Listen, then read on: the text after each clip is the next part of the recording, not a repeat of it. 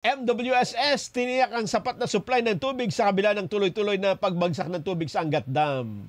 Aba, bumabagsak ang tubig sa Angat Dam, Erlo Bringas? Erlo?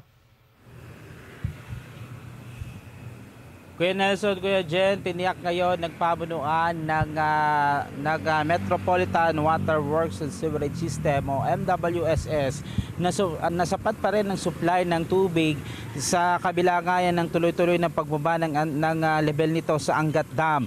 Ang nasabing dam ay nagsusupply ng malinis nga na tubig sa malaking bahagi ng Metro Manila at iba pang karatig probinsya. Batay kasi sa huling datos na inilabas ng Angat Dam Management na sa 205.3 meters na lamang ang level na tubig sa nasabing dam. Ito ay halos 7 metro ng mas mababa kumpara sa normal high water level nito. Lumalabas na abot sa 27 centimeters ang average daily drop o arawang pagbaba ng antas ng tubig mula noong nagsimula ang mainit na panahon at mismong hudyat na rin daw yan ang pagpasok ng dry season. Pero giit ni MWSS Department Manager Patrick Dizon, normal lamang ang malakihang pagbagsak sa level na tubig sa dam sa tuwing tagtuyot dahil na rin sa matinding init nga na panahon.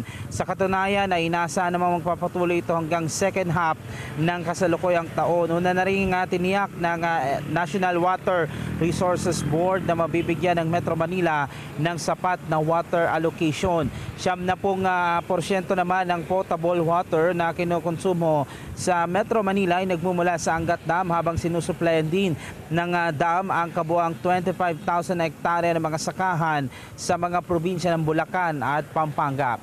Sa gayon, Kuya Nelson, Kuya Jen, patuloy ang strict monitoring ng pamunuan ng Angat Dam para lang sa ganun na makita yung patuloy na monitor na pagbaba ng level ng tubig sa dam. Muli naman nagpaalala ang MWSS sa ating mga kababayan, hanggat maaari magtipid po ng tubig at iwasan yung pag-aaksaya at kung hanggat maaari pwedeng recycle ay gawin daw yun hanggat maaari upang sa ganon ay matiyak ang maayos at sapat na supply ng tubig dito nga sa Metro Manila.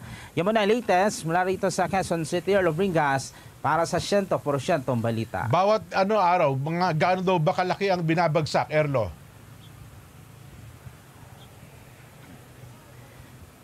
Kuya Jen, sabi ng MWSS at around 27 centimeters ang average daily drop.